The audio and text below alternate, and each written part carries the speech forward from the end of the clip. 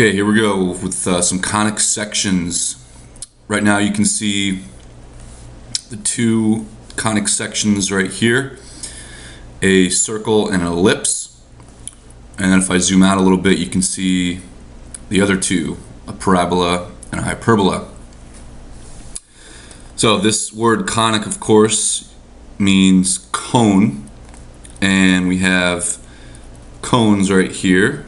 And when cones are sort of intersected in the right way, you get one of these four different sections, these cross sections. So what happens is a plane comes through and cuts through the cone. And depending on the angle of that plane, will give you a specific type of cross section. For example, if the flat surface is sort of parallel with the top or the bottom, that gives you a perfect circle right in here. If the plane is tilted just a little bit, it gives you an ellipse. Now an ellipse is not too much more than an oval. If the plane is parallel with one of the sides of the cone, the slanted edge of the cone, then that gives you a parabola. So an ellipse looks like this. A circle, you would of course know, looks like this. A parabola looks like this, something like that anyway. And when the plane cuts through and it is parallel with the vertical axis of the two cones, that gives you what we call a hyperbola, which is a sort of a double figure here where it looks like this. These are the four conic sections. Now, I am not technologically advanced to create like nice animations with this, but what I am going to do for you is put a link in the description of this video of what I think is the best animation out there to help you see what these sections are all about. So check that out. It's only about a minute long and it's really great. So our job, of course, is to sort of examine circles, ellipses, parabolas, and hyperbolas and look at their different properties and equations and all sorts of great stuff. We're going to graph them, we're going to write equations of them based on graphs, and talk all about their points, their foci, and all that stuff. We're going to use a lot of cool terminology and new words for you, new definitions. So in the previous couple videos was sort of an intro to circles. I'm not going to really focus too much on circles because you probably from your geometry classes have a really good idea of what circles are all about.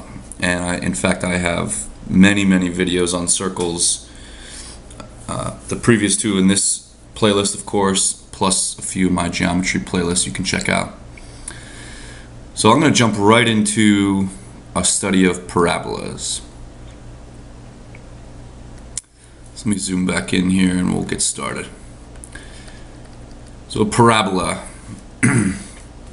by definition, is the set of all points in a plane that are the same distance from a fixed line, which is the directrix, that's down here, and a fixed point, which is the focus, that's up here. So the focus is going to be the point that's inside of our curve, right? If we think of parabolas as being curved, the focus is inside of that. The directrix is on the other side of that. I think of the directrix as sort of like a backboard to the parabola. In other words, the parabola is going to always face away from the directrix. And what's going to happen is in between the focus and the directrix, there's going to be a really important point called the vertex. Now in your Algebra 2 class, and in fact probably in your Algebra 1 class to some extent, you looked a lot. You worked with parabolas a lot, and we noticed that parabolas can face up, they can face down, they can be really wide or really skinny, depending on the lead term, if it's positive or negative, if it's a fraction, or if it's a really big number. All right, but this whole idea of equidistant, this same distance between a focus and a directrix, means that if we go up here and say that this distance from the focus to this point x comma y, let's say that is 12 inches. And that means this distance is 12 inches as well. These are the constraints of a parabola. Every parabola has that property to it. This might be, I don't know, 8, and this is 8. All right, and you can see that the shortest distance from this point to the directrix is at a right angle. So we're going to look at stuff like that. We're also going to look at parabolas that are not even functions. They're facing sort of sideways, and that's going to change the whole equation of the parabola. So here we go. All right, most of your experience with parabolas has probably been looking at, f of x is equal to x squared. In other words, y is equal to x squared. And that graphs like this. Of course, if you wanted to make a t-chart out of those values, it's pretty simple. 1 and 1. When the x value is 2, when x is 2, y is 2 squared. When x is 3, y is 3 squared. And same thing in the other direction. If y is negative 3, if x is negative 3, the y value is positive 9 as well. But there's a little bit more to it when you start getting into the study of parabolas as they relate to conics, because there's changes in the vertex. And this is the standard form of a parabola right here. You can see that it's kind of complicated, but we're going to go through it step by step and really try to make some sense of it. But when we talk about the vertical axis, all right, that means that the parabola is opening up or it's opening down. All right, because the vertical axis looks like that. But sometimes, as I said, the parabola can be sideways. And that is when the axis is horizontal. So it would look like this. All right, so we're going to look at these two different forms. That's when the vertex is anywhere, h comma k. And we'll also sort of step back and make it a little easier when the vertex is at the center of our graph, the origin, if you will. Then they take on these much simpler forms because the h and the k sort of disappear.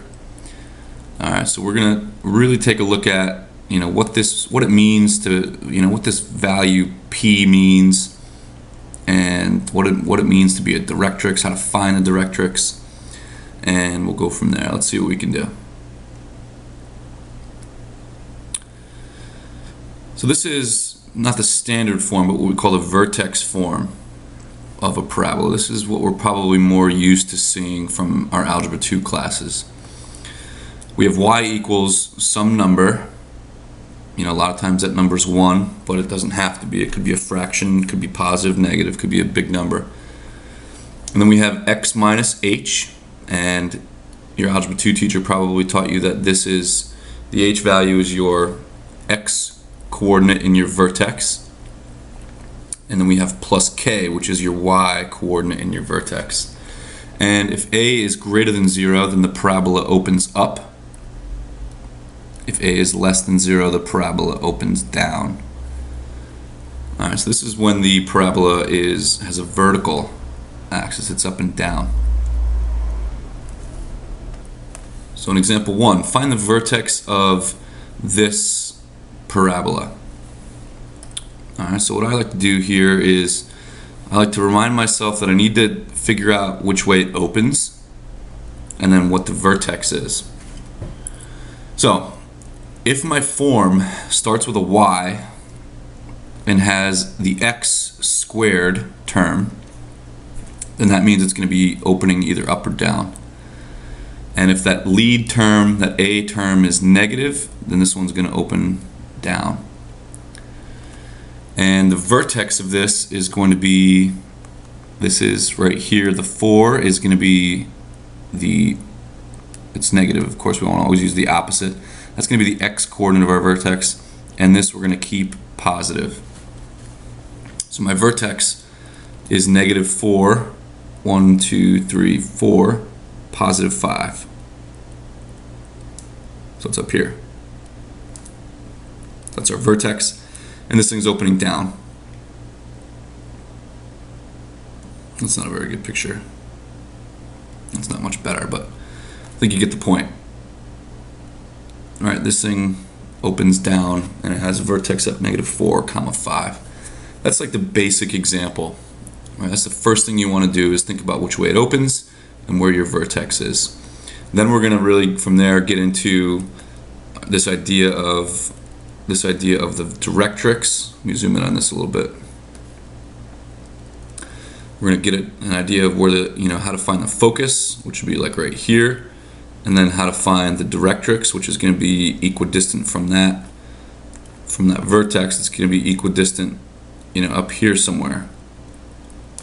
So that's going to be our directrix, and we're going to get information on all this stuff and really make connections between how this distance is the same as this distance right here, and that's going to be called our p-value. Number 2.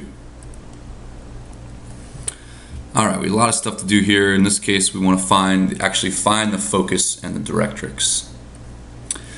So again, this is going to be opening either up or down. Based on the lead term, I know that it's going to be opening up. It's a fraction, so it's going to be sort of really wide opening up.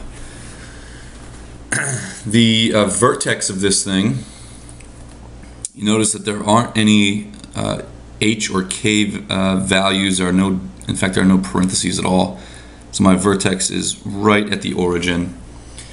And the first thing we want to do is, when we see this, we want to get into the habit of using this form right here.